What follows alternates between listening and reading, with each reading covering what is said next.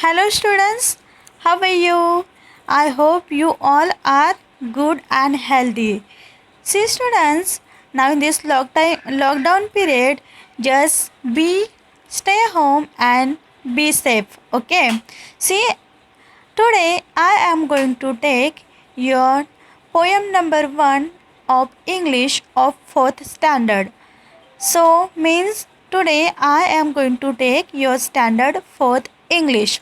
And students, this poem today I am going to explain in the both language English and in Hindi.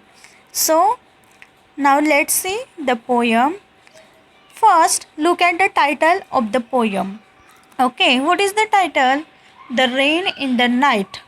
Students, whenever we are learning the particular poem or the lesson, we must have to see the title of the poem. So मतलब कि कभी भी हम अगर कोई भी lesson या कोई भी कविता होगी जो सीखने वाले होते हैं तो उससे पहले सबसे पहले हमने टाइटल को देखना चाहिए, क्योंकि टाइटल एक ऐसी चीज़ होती है कि इन शॉर्ट वो लेसन में या पोएम में क्या दिया है वो हमें समझ में आ जाता है. For the example, in this lesson what is the title? Rain in the night. Okay, means this poem is related about the rain. मतलब कि ये जो पोएम है ये पोएम में रेन के बारे में बताया है. और कौन सी rain? The rain in the night. मतलब कि रात में जो बारिश हुई है वो बारिश का वर्णन ये इस पोएम में बताया गया है. So students, let's see what is in the poem.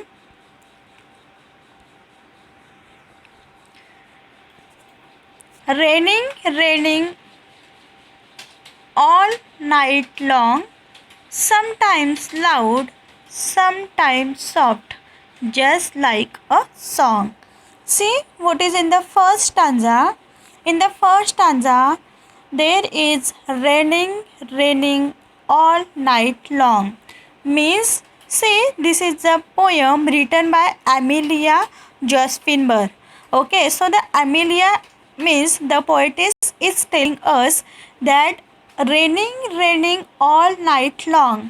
मतलब कि वहाँ पे रात भर क्या था? तो बारिश थी. रेनिंग ऑल नाइट लॉन्ग, पूरे रात भर वहाँ पे बारिश शुरू थी.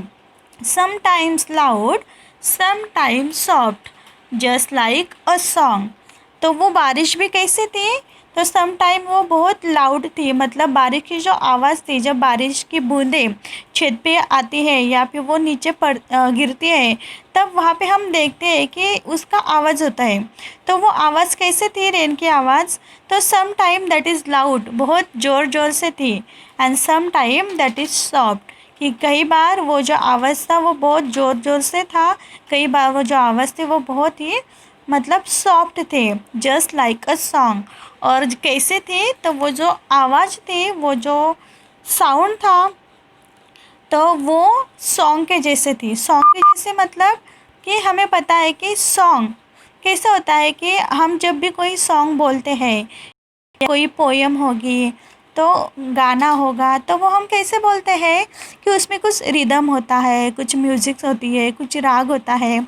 तो वो बोलते समय हम बीच में मतलब ऐसा कोई ऐसा वर्ड होता है, या तो ताल सुर लगाते समय कोई वर्ड बहुत बड़ा होता है, मतलब बहुत ऊंचा हम उसको खींचते हैं. कई बार वो बहुत सॉफ्ट होता है.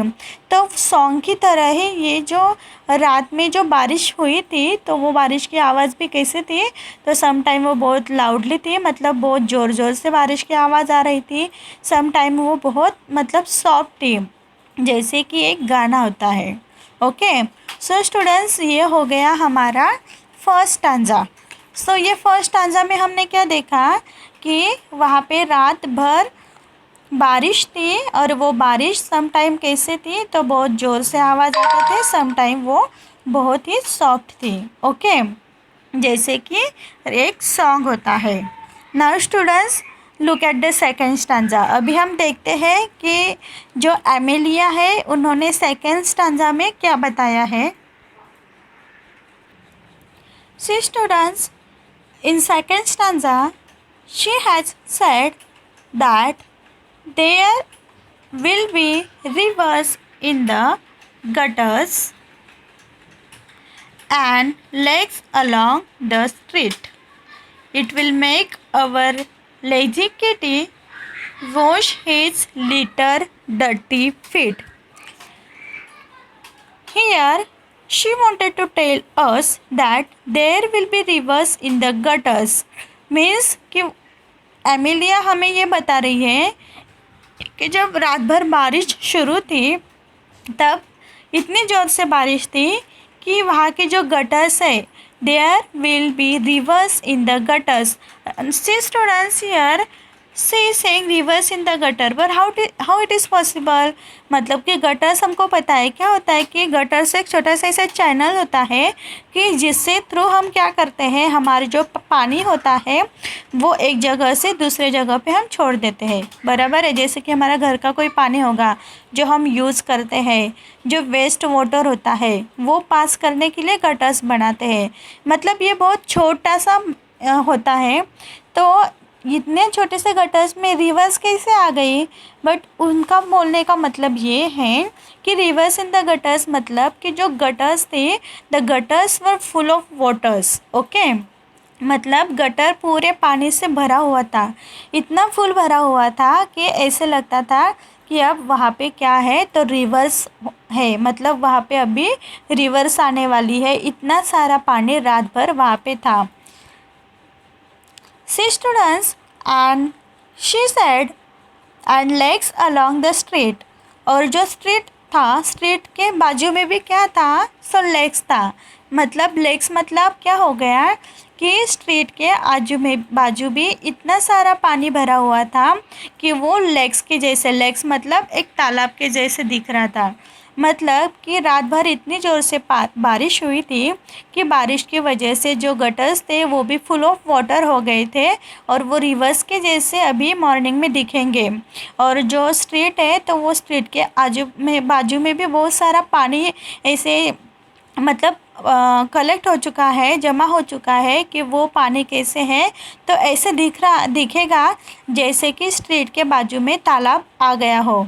It will make our lazy kitty wash his little dirty feet. But कोई बात नहीं, मतलब अगर वहाँ पे बहुत सारा पानी भी होगा बट ये पानी जो होगा इसका हम इस्तेमाल क्यों करेंगे, क्योंकि मतलब मॉर्निंग में क्या होगा कि हमारी जो लेजी किटी है तो वो लेजी किटी कि जो फीट होंगे वो बारिश की वजह से और बाहर जो बारिश की वजह से जो पूरा मड हो चुका है उसकी वजह से, मतलब पूरा जो बाहर पे हम देखते हैं कि पूरा जो मतलब गंदगी हो चुकी है या जो बहुत सारी मिट्टी है, जो मिट्टी गीली हो चुकी है तो वो गीली मिट्टी की वजह से जो कीटी है उसके पैर कैसे हो जाएंगे तो डर्टी हो जाएंगे. और इसकी वजह से हम क्या करेंगे तो बाहर जो पानी जमा हुआ है जो रिवर्स और लेक के जैसे दिख रहा है उसमें हम जो कीटी लिटल के जो पैर है उसको हम साफ करेंगे.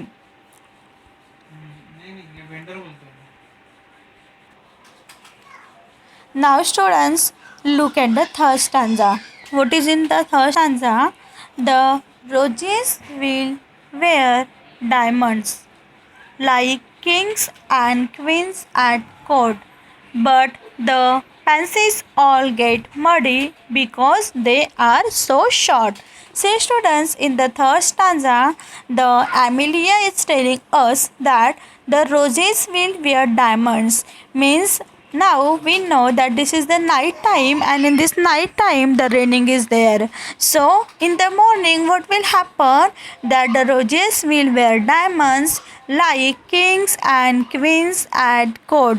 कि जब सुबह होगी तो सुबह क्या होगा तो जो सारे रोजेस है वो रोजेस वेयर डायमंड्स पहनेंगे. इसका मतलब क्या है कि हमको पता है कि रात भर वहाँ पे बारिश थी तो बारिश की वजह से जो बारिश की बूंदें हैं वो सारी बूंदें कहाँ पे गिरेगी तो वो जो रोजेस है गुलाब है, गुलाबों के पंखुड़ियों के ऊपर ये सारे जो बारिश के बूंदें होगी और वो जो बारिश की बूंदें हैं कैसे दिखेंगे तो वो डायमंड के जैसे दिखेंगे. ओके, तो इसलिए जो एमिलिया है वो क्या बोल रही है कि जो डायमंड्स है मतलब जो रोजेस है वो रोजेस डायमंड पहनेंगे, मतलब कि जो बारिश का पानी है, जो बूंदे हैं कि वो जो रोजेस पे गिरेगी वो डायमंड के जैसे दिखेंगे।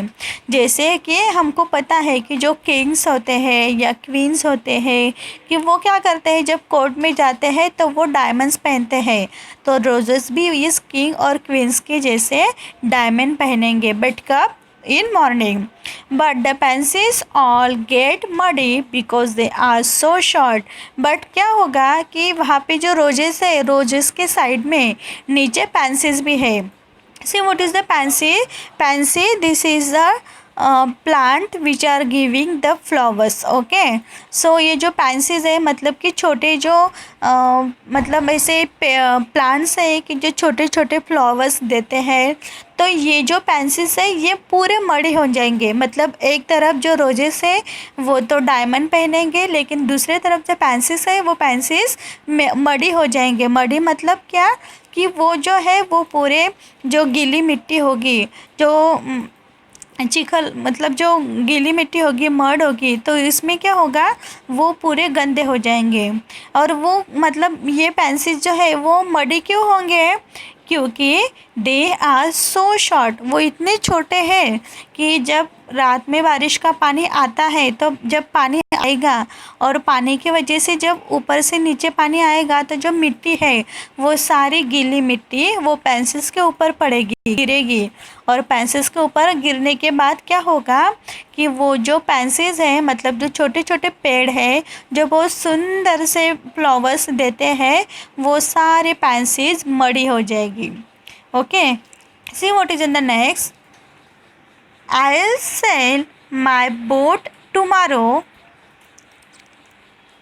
in wonderful new places. But first I'll take my watering pot and wash the pansies' faces. Now see, Amelia क्या बोल रही है फोर्थ स्टांजा में कि I will sell my boat tomorrow, मतलब कि टुमारो इन मॉर्निंग जब सुबह होगी तब मैं क्या करूँगी, तो मेरी जो बोट होगी वो बोट मैं बाहर ले जाएंगी। और बाहर ले जाने के बाद जो पानी वहाँ पे पूरा कलेक्ट हुआ है वो पानी के ऊपर मैं मेरी जो बोट है वो बोट को सेल करूँगी। ओके, मतलब कि बोट के पानी के ऊपर जो बोट है वो चलाऊँगी।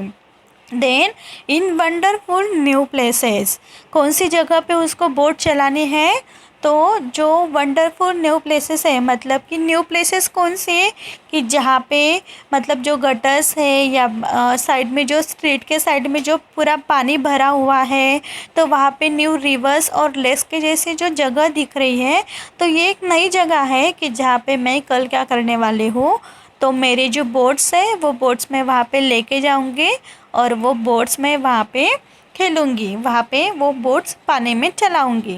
But first I will take my watering pot. But boat चलाने से पहले मुझे क्या करना है, तो सबसे पहले मैं मेरा वाटरिंग पॉट्स लूँगी and wash the pencils face. और जो पेंसिल्स है कि जो पूरी मड़ी हो चुकी है, वो पूरी ख़राब हो चुकी है, डर्टी हो चुकी है, तो वो वाटरिंग पॉट से मैं सबसे पहले वो पेंसिल्स के जो फेसेस हैं उसको वॉश करूँगी, क्लीन करूँगी। Okay, so students, this way this was the poem The Rain in the Night. Okay, so in this poem what we have seen, this is the poem which is telling us about the raining which is was at night. Okay, मतलब रात भर जो बारिश थी तो वो बारिश के बारे में जब वो पोइटिस ने देखा तो उसकी जो खुद की थिंकिंग थी, उसने जो सोचा था, तो वो सारा इस पोएम में हमको बताया गया है। सो स्टूडेंट्स, आई होप कि आपको ये पोएम समझ में आ गई होगी। ये बहुत ही ब्यूटीफुल और बहुत इजी पोएम है। ओके, सो आपके लिए मैं फिर से एक बार ये पोएम पढ़ूँगी, आप ज़रा ध्यान से सुनिए। Raining, raining all night long, sometimes loud, sometimes soft, just like a song. There will be rivers in the gutters and lakes along the street. I will make our lazy kitty wash his little dirty feet. The roses will wear diamonds like kings and queens at court, but the pansies all get muddy because they are so short.